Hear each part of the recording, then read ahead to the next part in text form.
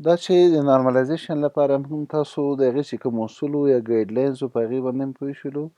هغې نه وروسته فنکشنل ډیپنډنسي او انفورډ فنکشنل ډیپنډنسي یا ټرانزیټیو فنکشنل ډیپنډنسي په هغې باندې هم پوه شو، او انفرنس چې کوم رولز وو هغه شپږ هغې باندې هم پوه شو. نو اوس موږ کولی شو چې نارملایزیشن ته اصلي درس ته اوس راشو. زموږ د نارملایزیشن درس اوس شروع شو. مخکې چې کوم وو د نارملایزیشن لپاره ضرورت یا اړتیاوې وي. نارملایزیشن اف ریلیشن یا د ټیبل څنګه موږ نارملایز کوو.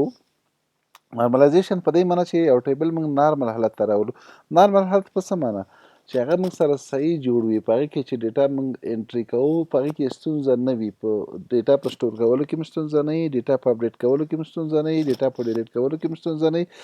او ډیټا کې موږ هلته وویل که نه چې کلیر سیمنټک وي. بل مو ویل چې په هغې کې نل ویلیو نه وي، په هغې کې ریډنډنسي نه وي، په هغې کې دا نه وي، په هغې کې دا نه وي. نو دا معنی چې زموږ ډیټا صحیح شکل باندې سټور سي او صحیح انجینیر شي. نو موږ وایو چې نارملایزیشن the process of decomposing unsatisfactory or bad relation چې موږ دا bad relation یا unsatisfactory relation ختم کو by breaking up their attributes into smaller relation. د حل طریقه څه ده چې چیرته هم ستونزه راځي، موږ چې مخکې کوم ګایډلاینز وویل هغې ګایډلاین سره سمون نه خوري، د حل طریقه هغه ټیبل راواخله او تبر راواخله او کټ یې کړه، تبر راواخله او کټ یې کړه، هغه ټیبل کوچني کوه، ټیبل واړه کوه. که ټیبل څومره کوچني کوو دا ستونزه نه ده. خو موږ وایو چې موږ سره باید مخکې چې کوم رولز موږ ویلي هغه باید ټول په دې باندې څنګه وي راشي. نارمل فارم موږ سره څه معنی موږ وویل چې موږ فرست نارمل فارم، سیکنډ نارمل فارم، ترډ نارمل فارم، همداسې موږ مخکې ځو. نارمل فارم دا معنی چې موږ دغه ټیبل نورمال حالت ته راولو. اړینه نه ده چې هر وخت کې موږ سره هر ټیبل د موږ سره دغه ټول پروسونه د موږ تیر کړو. کېدای شي زموږ یو ټیبل مخکې د دې نه چې موږ پرې نارملایزیشن ترسره کړو په خپله هغه نارملایز وي، دغه ستونزې پکې نه وي. فرض وکړه چې موږ ریډنډنسي پکې نه وي، نل ویلیو پکې نه وي، فرض وکړه په هغې کې څومره شیونه چې موږ مخکې ویلې کلیر سیمنټک ولري. بیا موږ وایو چې زموږ ټیبل الریډي نارملایز دی. که چېرته نارملایز نه و کېدای شي په اول حالت کې فرست نارمل فارم کې زموږ ټیبل نارملایز شي، بیا اړتیا نشته چې دویم او دریم او کې ان اف او نور نارمل فارم تر پنځم نارمل فارم پورې او کې ان اف وغیره نور نارمل فارم کې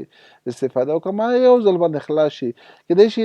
یو ټیبل وي هغه په دویم نارمل فارم کې خلاص شي، کېدای شي په دریم. له دریم نه ایسته به ډېر کم اړتیا به پیدا شي، خو انشاءالله هغې نه وروسته تاسو ته به اړتیا نه پیدا کېږي چې هغې نه مخکې لاړ شو. موږ سره نارملایزیشن په څه خاطر موږ کوو. زموږ عمده هدف زموږ دا ده چې بډ ریلیشن موږ لرې کړو، موږ ټیبل راواخلو، کوچني ټیبل ورنه جوړ کړو، او زموږ اصلي موخې به دا وي چې ریډنډنسي کمه کړو، انزرشن ډیلیشن او اپډیشن اناملي چې کوم دي مینیمایز یې کړو. یعنې بالکل سکوټ یې موږ ختمولی نه شو، خو بلکې کم یې کړو. څومره چې کوشش مو کېږي هغومره موږ راکم کړو، کچه یې راښکته کړو، ګراف یې ټیټ کړو. کی سره انشاءالله بلدی. زموږ اکثره هدف به دا وي چې زموږ هغه اټریبیوټ چې هغه زموږ عادي یا نارمال اټریبیوټ دی یا نن پرایم اټریبیوټ دی، به په چا باندې ډیپنډنټ کوو؟ په پرایم اټریبیوټ. پرایم اټریبیوټ هغه اټریبیوټ دی چې څوک چې پرایمري کی او یا د کانډیډیټ کی یا د پرایمري کی او بخش وي، او نن پرایم اټریبیوټ زموږ نارمال اټریبیوټ دی چې هغه د کانډیډیټ کی یا د پرایمري کی او بخش نه وي. هغه زموږ کوم اټریبیوټ دی؟ نن پرایم اټریبیوټ. اوس موږ راځو فرست نارمل فارم ته. کېدای شي بیا ویم زموږ ټیبل اول نه په نارملایز وي، بیا هغه ته اړتیا نشته چې موږ نارملایزیشن پرې ترسره کړو، خو که چېرته پکې اړتیا وه بیا موږ اول فرست نارمل فارم پرې ترسره کوو. فرست نارمل فارم موږ سره څه کوي؟ ډس الوز کمپوزیټ اټریبیوټ بالکل نه پرېږدي اخواته. که چېرته یو ټیبل موږ نارملایز کوو نو هغې کې کمپوزیټ اټریبیوټ به ترې ختموي. هغه که لکه اډرس ما سره چې ولایت نه جوړ دی، له ولسوالي نه او له کلي نه، نو یو اډرس نه به 3 کالمه جوړ کړي. ولایت به ځان ته کالم شي، ولسوالي به ځان ته کالم شي، کلی به ځان ته کالم شي. همداسې ډس الوز مولټي ویلیډ اټریبیوټ. مولټي ویلیډ اټریبیوټ چې په یارډي کې موږ تاسو په ډبل لاین باندې، خو دا هم په فرست نارمل فارم کې نه پرېږدي، یا به یې دې نه جدا کړي. دې نه جدا کړي. یارډي کې هم اکثره وخت موږ جدا کوو، خو که نه مو جدا کړی دلته بیا په نارملایزیشن کې هغه نه پرېږدي چې مخکې لاړ شي، هغه باید جدا شي او ون ټو من ریلیشنشپ ورسره جوړ شي، هغې ته جدا ټیبل جوړ کړي.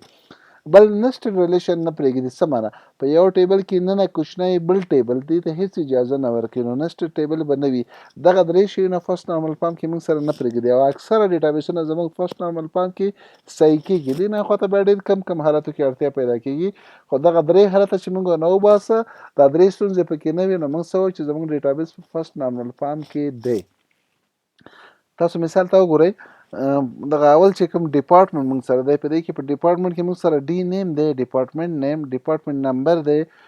ډپارټمنټ منیجر اسسن دی او ډپارټمنټ لوکیشن دی په دې کې تاسو وګورئ دا لوکیشن ملټي ویلیډ اټریبیوټ دی کله چې دغه ډپارټمنټ په جلال آباد کې می په لغمان کې په کونړ کې نو موږ ملټي ویلیډ اټریبیوټ ورنه څنګه کوو جدا کوو یا که د تاسو دلته لاندې وګورئ ډي لوکیشن که زه داسې ویم چې ما سره ملټي ویلیډ اټریبیوټ دی درې ښارونو کې هم ورنه لرې کوئ یا که داسې ویم چې ما سره دا کمپوزیټ اټریبیوټ دی فرض وکړه دا ما سره کلی دی دا ولسوالي ده دا ولایت دی یا ښار دی بیا هم دا جدا کوم دی نه زه درې کالمه جوړم او که چېرته ملټي ویلیډ اټریبیوټ و بیا بیخي هغه ټیبل ورنه څنګه کوم جدا کوم نو موږ وایو چې په فرست نارمل فارم کې داسې حالت کې ما سره وه ورنه زه څنګه کوم لرې کوم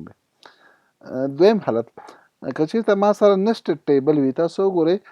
جان سمیت چې کوم دی د هغه دا اسسن د پروجیکټ نمبر 1 او پروجیکټ نمبر 2 دوه باندې کار کوي نو په دې یو حالت کې باید یو شی وي دلته په دې ټیبل کې نه موږ سره نسټډ ټیبل دغه دوه حالت راغله هاورز په یو باندې 2.5 ساعته کار کوي په بل باندې 1.5 ساعته کار کوي نو بیا موږ سره نسټډ ټیبل دغه نو موږ مجبور یو چې داسې حالت کله په یو ټیبل کې ما سره نه 2 3 4 5 ویلیوګان راځي دې ته نسټډ ټیبل وي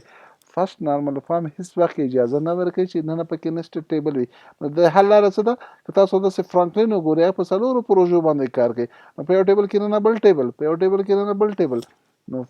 نارملایزیشن نسټډ ټیبل ته اجازه نه ورکوي حل لاره څه ده دې ته باید جدا ټیبل جوړ کړو راځو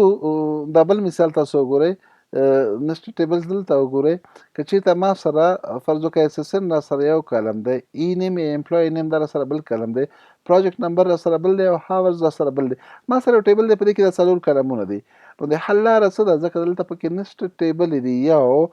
دویم پی نمبر چې کوم دی هاورز او پی نمبر او ای نیم یوازې چې کوم دی دا ډیپندنت په چا باندې دی په اسسن باندې دی او اورز او پی نمبرز دا دواړه ډیپندنت بیا په چا باندې دي په اسسن باندې دي نو موږ سره دوه ټیبل جوړیږي اسسن په دواړو کې راځي په لومړي ټیبل کې دلته وګورئ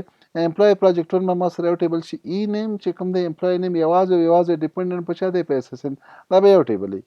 اورز چې کوم دی هغې لپاره اسسن او پی نمبر دواړه کمپوزیټ کی ده دا اورز په دې دواړه باندې ډیپندنت دی ځکه که یو ورنه لرې کې